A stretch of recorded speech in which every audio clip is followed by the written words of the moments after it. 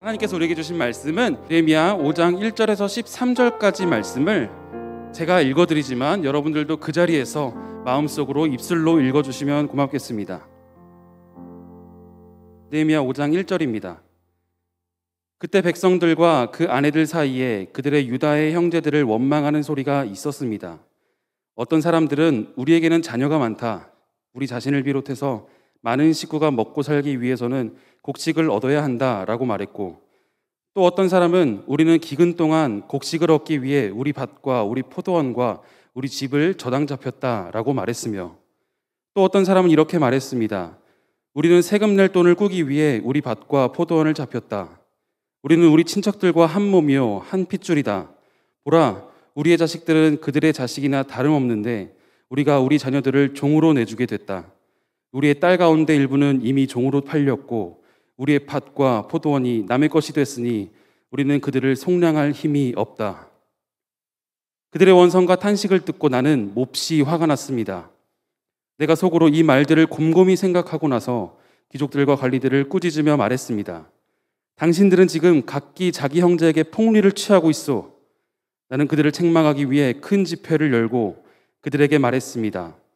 우리는 이방 민족들에게 팔려갔던 우리 유다 형제들을 힘닿는 대로 속량해 오지 않았소. 그런데 지금 당신들은 여러분의 형제들을 또 팔고 있단 말이오. 그들은 할 말이 없어 침묵했습니다. 그래서 내가 계속 말했습니다.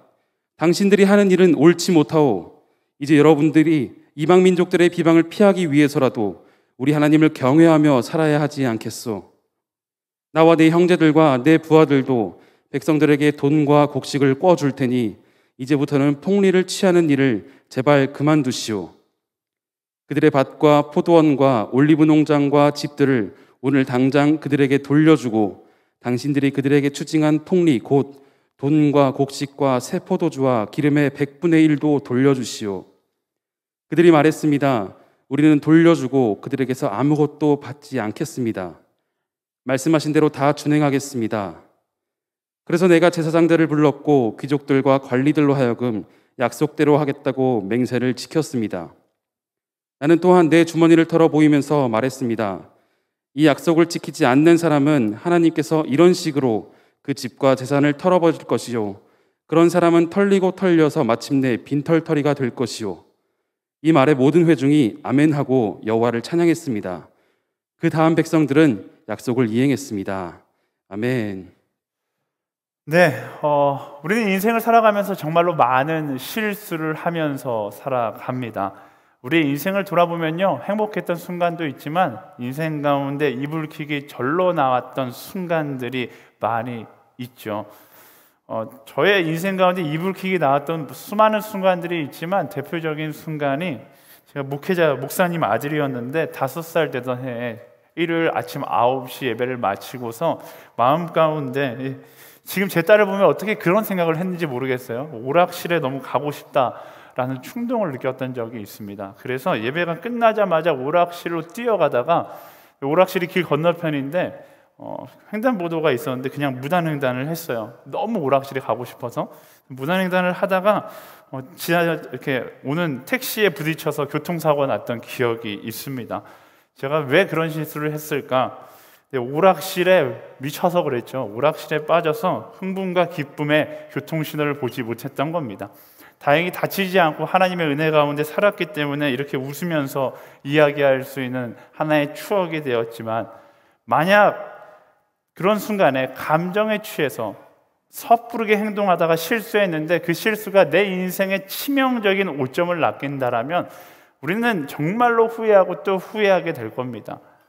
우리 인생 가운데 거의 대부분의 이불킥, 또 큰 실수들은 우리의 감정의 조절에 실패할 때 찾아오고는 합니다.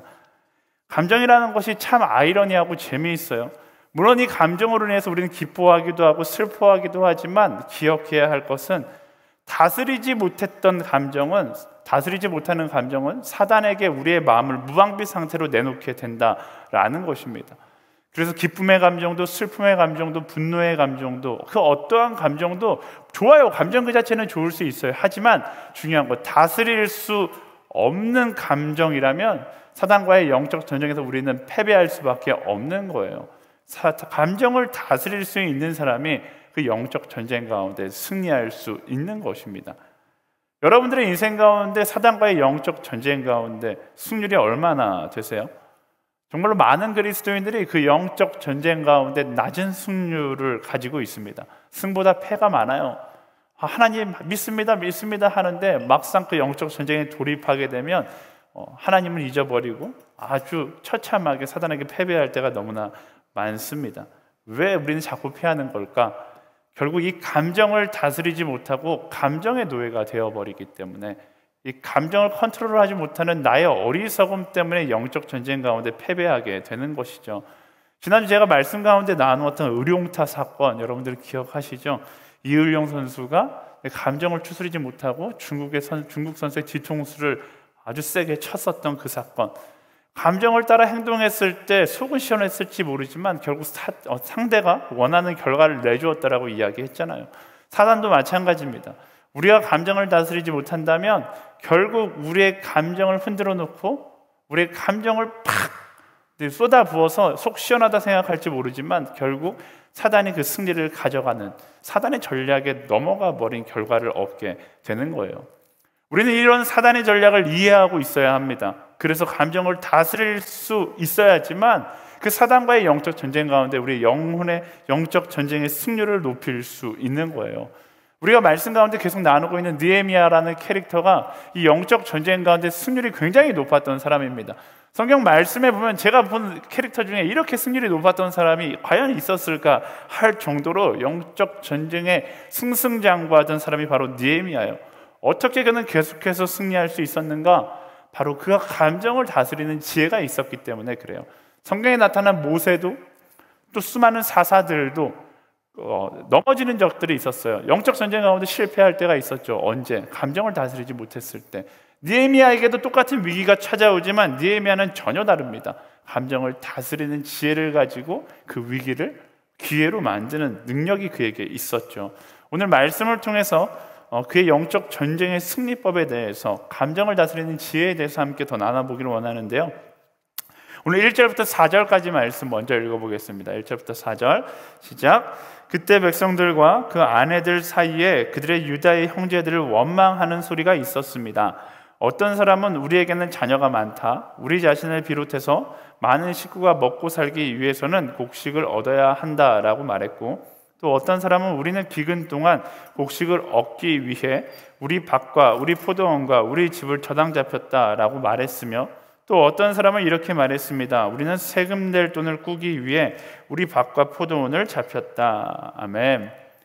모든 외부의 시험을 이기고서 성벽을 정말로 열심히 쌓고 있었던 그 순간 전혀 예상치 못했던 어려움이 생기기 시작합니다. 바로 함께 일했었던 사람들 가운데 기근과 재난으로 너무나 힘들었던 사람들, 특별히 그 가정이 너무나 힘들었던 가정들이 있었던 것이죠. 마음만큼은 성벽을 함께 재건하고 싶어서 달려들었는데 가정은 너무나 힘든 상황 가운데 있는 거예요. 그렇잖아요. 집에서 집안을 지켜야 될 가장이 성벽을 재건하느라 아무 일도 하지 못하니까 점점 가정이 힘들어지는 거예요. 그래서 그런 상황 가운데 원망과 불평이 안 나올래야 안 나올 수가 없었던 상황입니다. 사실 여기서 나오는 원망과 불평은 이스라엘 민족이 약하거나 악해서 불평하는 것이라기보다는 정말로 너무 힘들어서 참고 참다가 어찌할지 못해서 나오는 불평이었을 거예요. 사실 지금 느헤미야 5장에 와서 이런 불평이 있는데 5장까지 버틴 것만 해도 굉장히 대단한 거였죠. 아무것도 그들이 부유하지 않았습니다. 아무것도 가진 것이 없는 그 사람들이 다 모든 것을 내려놓고 성벽을 재건하는데 전심을 다한다는 것은 현실적으로 굉장히 힘든 일이에요. 또 특별히 가족들이 있는 사람들에게는 너무나 힘든 시간이었겠죠. 다들 참고 참다가 오늘 말씀을 보면 한 사람이 너무 힘든 나머지 불평하기 시작합니다. 딸린 자식이 이렇게 많은데 먹고 사는 것이 지금 너무나 힘듭니다. 불평이라는 것이 참고 참다가 한번 터지기 시작하면 막 터지잖아요. 그 불평이 터지니까 다른 불평이 나오기 시작해요. 너희는 그나마 괜찮은 거다. 우리는 지금 포도원과 집 다 저당 잡혀 있다. 그래서 다른 사람이 또 이야기해요. 나는 더하다. 나는 집만 저당 잡힌 것이 아니라 지금 내 자녀들까지 중으로 내주게 생겼다. 사람들에게 이런 불평의 목소리들이 나오니까 느헤미야가 그 불평을 듣게 되죠.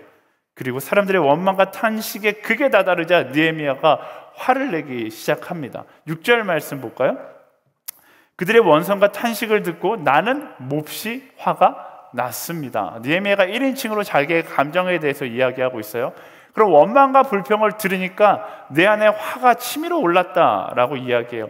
사실 이 화가요, 말씀을 잘 봐야 되는 게 백성들을 향한 분노가 아닙니다. 너희 어떻게 원망할 수 있냐, 거룩한 성벽을 졌는데, 이런 분노가 아니라 느헤미야가 분노한 이유는 이들을 이렇게 힘들게 만드는 사람들이 다른 사람이 아니라 바로 이들과 동족이었던 유다 민족의 귀족과 관리들 때문이었기 때문에 느헤미야가 화를 내고 있는 거예요. 같이 힘을 합쳐서 일해도 부족할 판에 이 유다 민족의 귀족과 관리들이 가난한 사람들에게 돈을 빌려주고 그 이율 이자를 챙겨 먹는 이른바 고리대금업을 서슴없이 하고 있었기 때문에 그렇습니다. 게다가 돈으로 받지 못하면, 오늘 말씀해 보니까 뭐라고 이야기해요? 돈으로 받지 못하면 돈 대신 사람을, 자녀를 종으로 받는 아주 불법적인 일을 서슴없이 하고 있었기 때문에 정의의 사도의 캐릭터를 가지고 있었던 느헤미야가 화가 나기 시작했던 거예요. 나라를 사랑하고 유다 민족을 사랑했던 마음이 컸던 느헤미야는 민족의 등을 쳐먹는 같은 민족들을 보고서 화가 나서 이성의 끈을 놓기 바로 일복 직전까지 온 것이죠.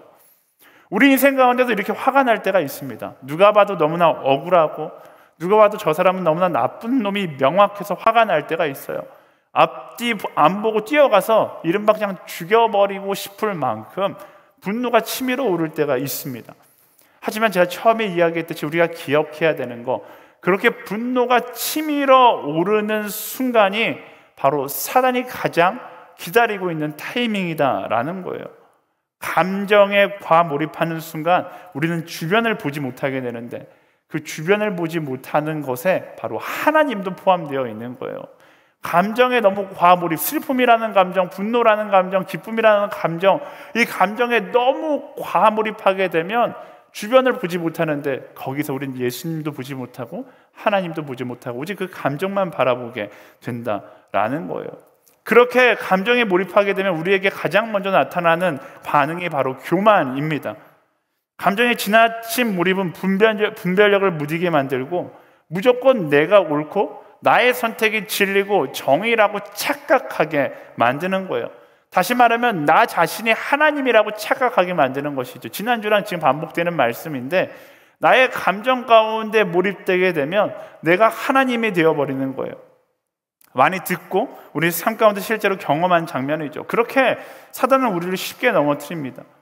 우리가 쉽게 감정적이 되지 말아야 할 중요한 이유가 바로 여기에 있어요. 우리는 하나님의 완전함을 가지고 있지 않습니다. 그래서 나의 미숙함과 거친 감정이 만나기 시작하면 어떻게 돼요? 우리는 결국 죄 짓는 인생이 될 뿐이에요. 우리가 감정 중심적인 삶을 살아가면 결국 죄 짓는 인생이 될 뿐이다 라는 것입니다. 정의도 마찬가지예요.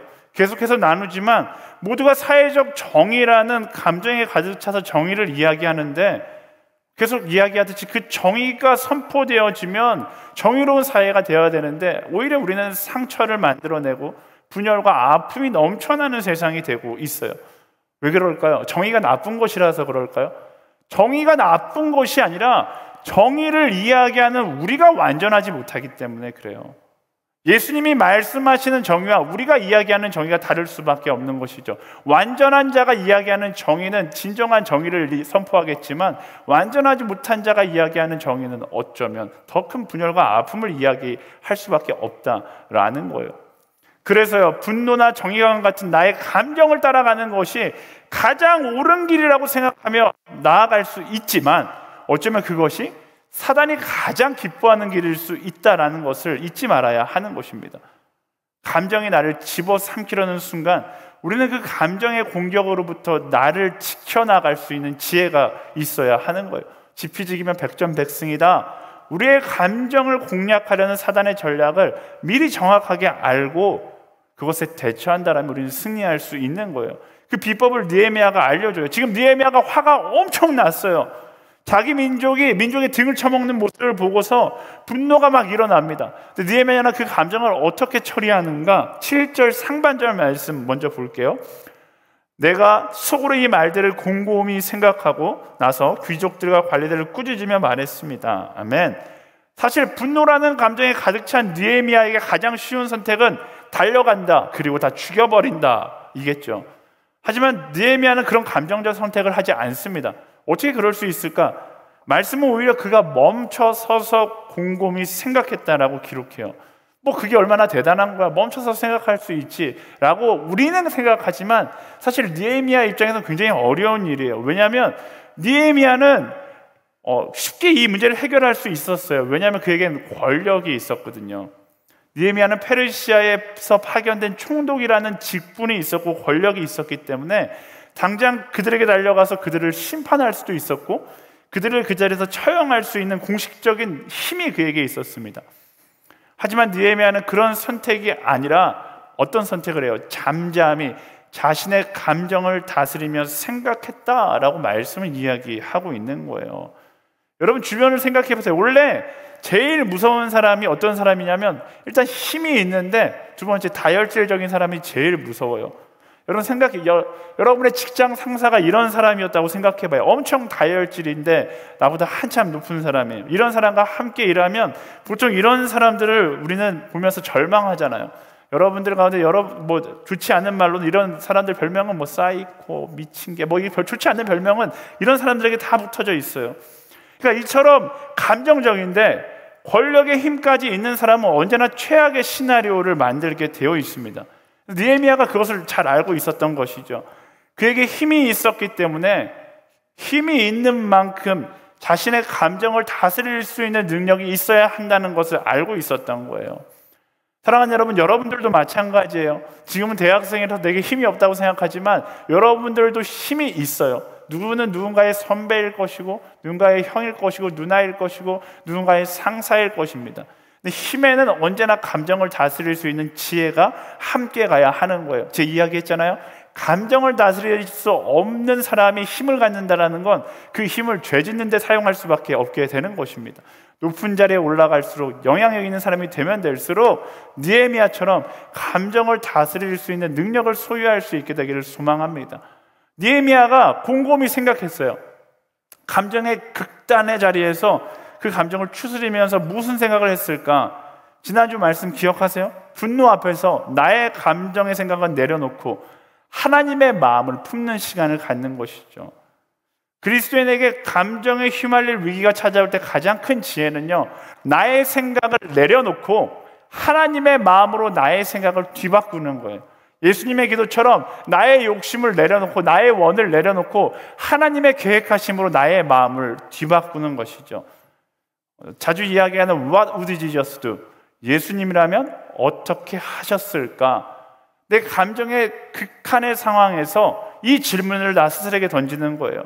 감정이 나를 사로잡으려고 하면 일단 다 내려놓고 이 What would Jesus do? 예수님은 어떻게 하셨을까? 분노가 치밀어 오를 때 시간을 가지고 질문하는 거예요. 예수님이라면 어떻게 하셨을까?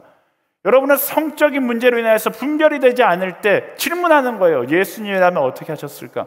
제가 자주 받는 상담, 목사님 술 마셔도 돼요.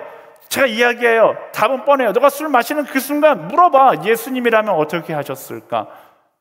본능이 나를 이끌려고 할 때 시간을 가지고 질문하는 거예요. 예수님이라면 어떻게 하셨을까? 사실 굳이 이 질문의 답을 하나님께 듣지 않아도 여러분 스스로에게 질문을 던지는 순간 답이 여러분 마음 가운데 선포될 것입니다. 감정으로 인하여서, 지나친 감정으로 인하여서 숨겨져 있었던 예수님의 마음이 이 답에 대해서 아주 명확하게 이야기해 줄 거예요. 이 질문이 여러분을 살릴 것이고 이 질문이 여러분을 이불킥으로부터 건져낼 것입니다. 그리고 이 질문을 통해서 예수님의 마음을 품었다라면 그때 행동해도 늦지 않은 거예요. 우리는 사명에 취해서 계명을 바라보지 못할 때가 너무나 많습니다.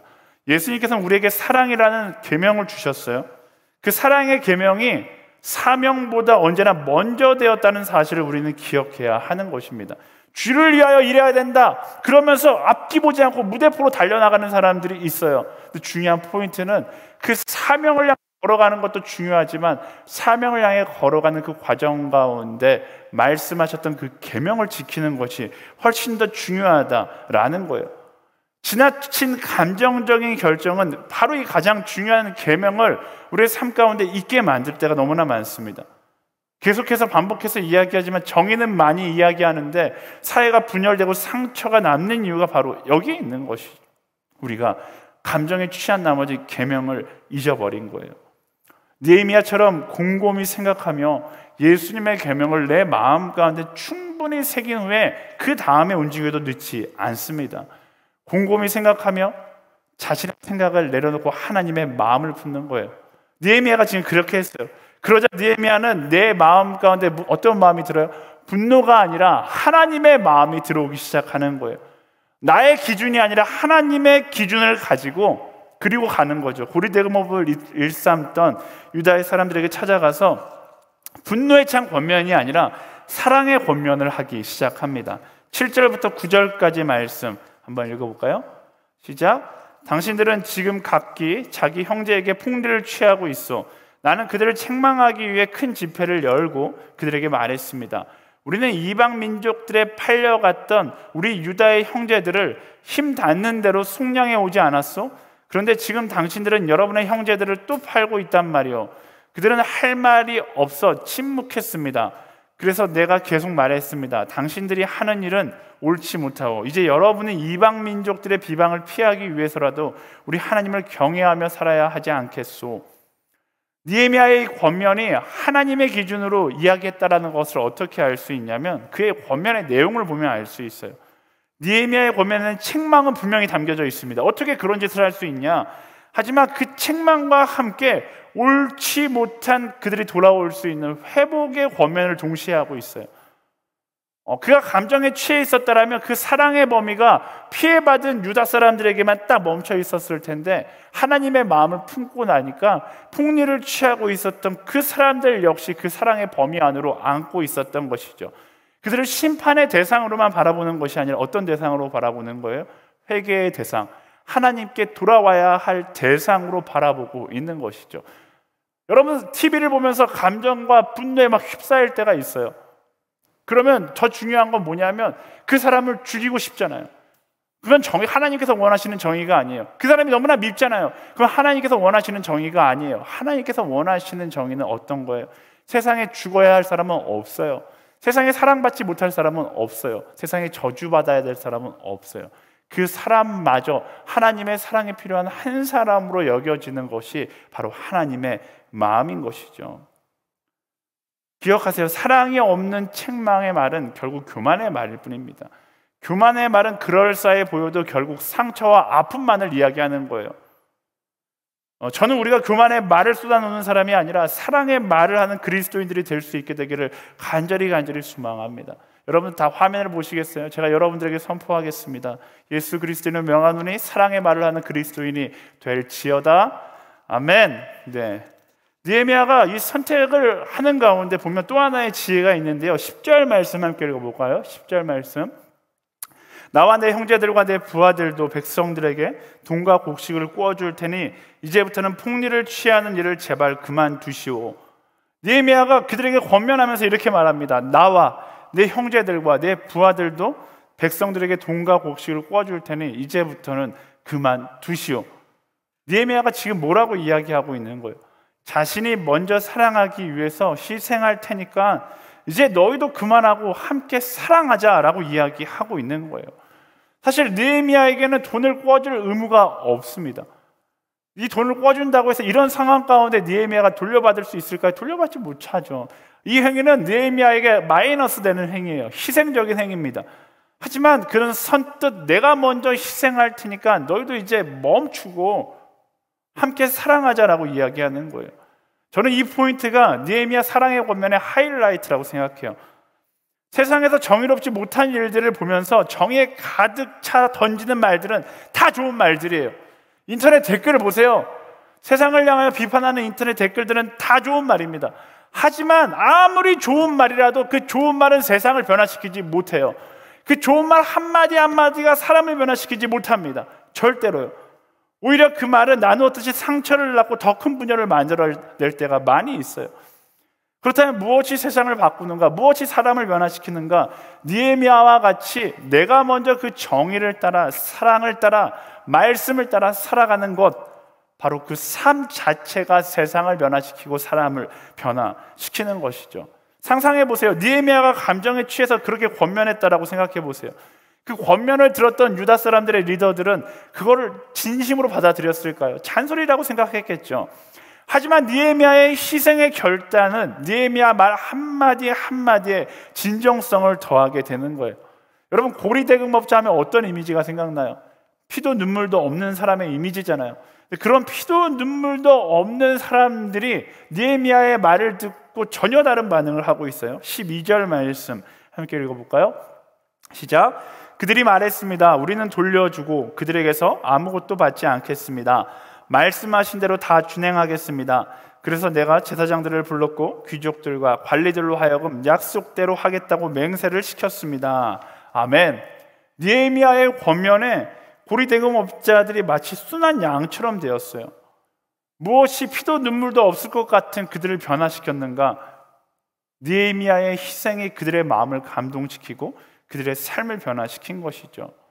느헤미야가 분노로 가득 차서 그들에게 다가갔다라면 그들은 더 큰 분노를 품고 맞서 싸웠을 겁니다. 하지만 느헤미야가 하나님의 마음과 내가 먼저 그 말씀을 따라 살아가겠다라고 결단하며 나아갔을 때 견고한 벽처럼 느껴졌던 그들의 마음이 흔들리기 시작한 거예요. 사랑하는 여러분, 이것이 바로 그리스도인의 모습입니다. 우리는 분노에 가득 찬 말, 나의 감정에 가득 찬 말로 세상을 바꾸는 사람이 아니라 말씀을 따라 살아감으로, 사랑함으로, 사랑하는 그 삶으로 세상을 변화시키는 사람들이에요. 내가 하기 싫은 것을 남에게 시키는 것이 아니라 반대예요. 남이 하기 싫은 것을 내가 먼저 함으로, 남들에게 희생을 강요하는 것이 아니라 내가 먼저 희생함으로 나와 함께하는 이들을 동참하게 만드는 것이, 그게 바로 그리스도인의 삶의 모습인 것이죠. 하나님의 마음을 말로 전하기 이전에 삶으로 전할 수 있는 한 사람, 그게 바로 우리가 되어야 하는 것입니다. 예수님을 생각해 보세요. 예수님은 하나님의 마음을 잃어버린 채 타락해가는 세상을 보며 안타까워하셨어요. 그 세상을 구원하기 위해 이 땅에 오셨는데 오히려 예수님을 핍박하고 예수님을 십자가에 못 박혀 죽으려고 하는 사람들을 보면서 분노가 일어났겠죠. 하지만 예수님은 어떤 선택을 하셨습니까? 사랑하셨고 십자가에 못 박혀 죽으심으로 그 사랑을 보여주셨어요. 그리고 우리에게 그렇게 사랑하라고 말씀하셨죠. 분노가 아닌 사랑, 말의 가르침이 아닌 삶의 가르침, 그게 예수님의 선택이었고 우리의 선택이 되어야 하는 것입니다. 사랑하는 여러분, 세상을 바라보면 수많은 분노가 치밀어 오를 수 있죠. 나의 감정이 흔들릴 때가 있어요. 하지만 나의 감정이나 나의 분노를 쏟아내는 것이 아니라 예수님처럼 그것을 나의 사랑으로 품고 사랑으로 행동하고 사랑으로 감싸 안음으로 세상을 변화시킬 수 있는 우리 모두가 되기를 예수님의 이름으로 간절히 축원합니다. 오늘 말씀을 맺기 원하는데요, 오늘 말씀을 준비하면서 그리스도인은 정수기 같다라는 생각이 들었어요. 그리스도인은 정수기 같다. 제가 아마존에 있을 때 쓰던, 여러분 집에 있는 그런 정수기 말고요, 아마존에 가면 되게 구닥다리 정수기가 있어요. 어떻게 만드냐면 맨 밑에 모래를 깔고 자갈을 깔고 이런 숯을 깔고 이렇게 막 쓰는 정수기들이 있거든요. 아마존 강물이 흙탕물인데 더럽고 많은 동물들이 썩어 있는 물들인데 그 물을 떠다가 그 정수기에 이렇게 부으면 정수기를 지나면서 그 물들이 아주 깨끗한 물이 되어서 마실 수 있는 물로 변화되더라고요. 오늘 말씀에 느헤미야가 정수기 같은 사람이었던 것 같아요. 패망한 남유다를 자신의 마음에 품어 회복시키고 사람들의 아픔도 자신의 마음에 품어서 회복시키며 분노한 사람들, 타락한 사람들, 죄를 짓는 사람들, 이런 모든 남유다의 사람들을 다 자신의 마음에 넣어서 자신을 희생시켜서 그들을 회복시켜 나아가는 것이 바로 느헤미야의 모습이잖아요. 성경에 등장한 최고의 정수기는 예수님이겠죠. 죄악된 우리를 품으심으로 우리를 깨끗게 하셨어요. 그리고 예수님은요, 우리가 바로 그런 정수기가 되기를 원하십니다. 타락한 세상의 모습을 내 안에 품어서 정화시켜 나아가는 그런 정수기 같은 한 사람, 그게 바로 우리 그리스도인인 거예요. 세상의 분노의 감정들도 상처의 말들도 여러분을 지나가면 세상의 소망과 희망으로, 하나님의 사랑으로 변화되는 그런 정수기로 살아가는 것, 그것이 우리에게 주어진 계명이자 사명인 것입니다. 여러분, 우리는 내 안에 강력한 필터를 갖고 있어요. 우리는 하나님 나라의 정수기로서 예수 그리스도라는 강력한 필터를 갖고 있는 것입니다.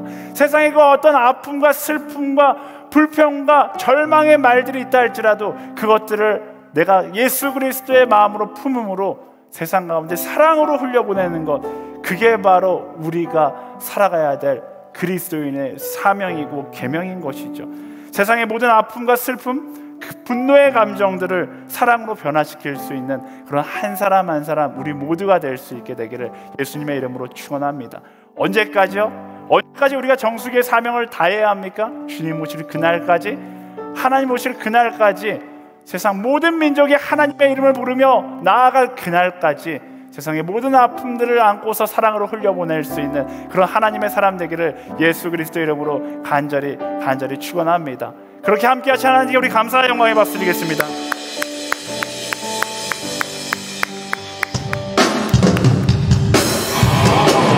우리 바다 높음같이 여호와의 영광을 인정하는 것이 온 세상 가득하리라. 물이 바다 높은 같이, 물이 바다 높은 같이, 물이 바다 높은 같이, 세상 모든 민족이 구원을 얻기까지 쉬지 않으시는 하나님, 주의 심장 가지고 우리 이제 일어나 주 따르게 하소서. 세상 모든 육체가 주의 영광 보도록 우리를 부르시는 하나님, 주의 손과 발되어 세상을 치유하며 주 섬기게 하소서. 우리 바다 높은 같이, 물이 바다 높은 같이 여호와의 영광을 인정하는 것이 온 세상 가득하리라. 물이 바다 높은 같이, 물이 바다 높은 같이, 물이 바다 높은 같이 보리라. 그날에 보리라. 그날에 주의 영광 가득한 세상, 우리들 듣게 되리. 온 세상 가득한 승리의 함성. 물이 바다 높은 같이, 물이 바다 높은 같이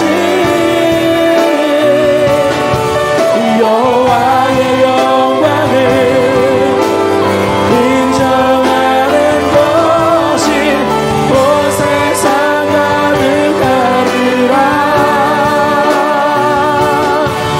물이 바다 높은 같이, 물이 바다 높은 같이, 물이 바다 높은 같이.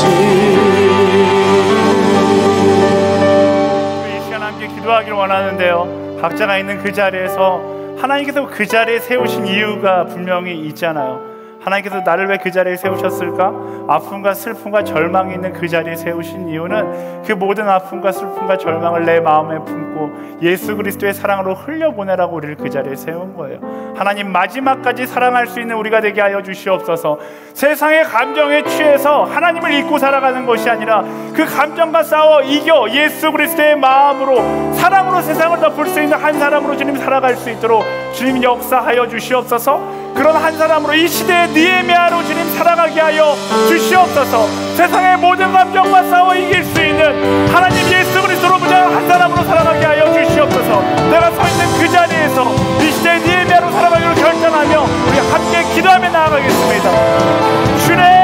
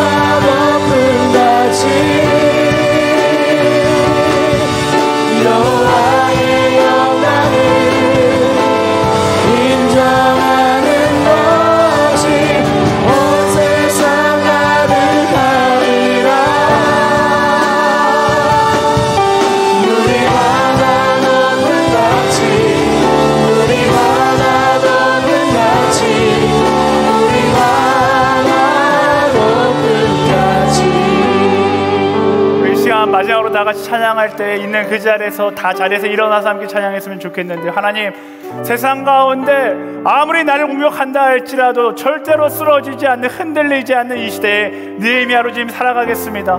물이 바다 덮음같이 하나님의 영광이 이 땅에 가득할 때까지 예수 그리스도의 사랑을 흘려보내는 한 사람, 하나님께서 선택한 한 사람으로 지금 살아가겠습니다. 우리 그렇게 소망하며 결단하며 우리 함께 찬양하며 나가도록 하겠습니다.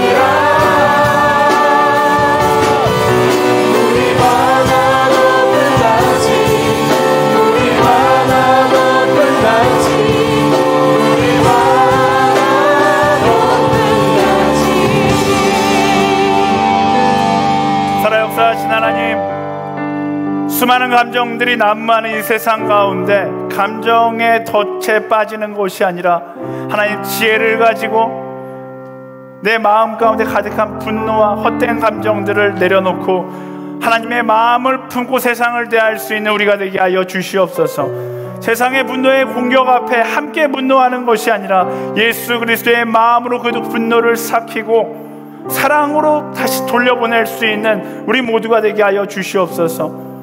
느헤미야와 같이 패망한 남유다를 자신의 마음에 품어 회복시켰던 그 시대의 정수기로 살아갔던 느헤미야와 같은 그런 삶이 우리가 되게 하여 주시옵소서. 예수님 같이 세상을 마음에 품어 그들을 구원의 자리로 초청했던 그 예수님의 마음으로 사랑함으로 한 영혼 한 영혼을 품어 주님께 함께 갈 수 있는 진정한 그리스도인으로 살아갈 수 있는 우리가 되게 하여 주시옵소서. 세상의 분노의 감정도 상처의 말들도 우리를 지나가면 사랑과 소망으로 변화되는 이 시대의 느헤미야, 이 시대의 정수기와 같은 삶을 살아갈 수 있도록 인도하여 주시옵소서. 내 안에 있는 예수 그리스도라는 강력한 필터를 잊지 않고 그 필터를 가지고 세상을 정화시켜 나아가는, 예수 그리스도의 사랑으로 변화시켜 나아가는 한 사람 하나님의 사람으로 살아가게 하여 주시옵소서. 하나님, 우리의 물질을 구별하여 주님께 드리며 나아갑니다. 이 물질 쓰여지는 곳곳마다 하나님의 사랑이 흘러가게 하여 주시고 우리의 인생 전부가 그 하나님 나라의 영광과 사랑을 위하여 쓰임받게 하여 주시옵소서. 이끄시는 그 하나님께 모든 것을 맡겨드리며 지금 우리 주 예수 그리스도의 은혜와 하나님의 사랑과 성령의 교통하심이 거짓된 감정과 분노와 시기와 질투로 가득한 세상 가운데 예수 그리스도의 마음을 품고 사랑으로 반응하기로 결단하는 모든 성도들 가운데, 열방 가운데 그 사랑의 걸음걸음을 하고 있는 모든 선교사들 가운데 지금부터 영원까지 함께하기를 간절히 축원하옵나이다. 아멘.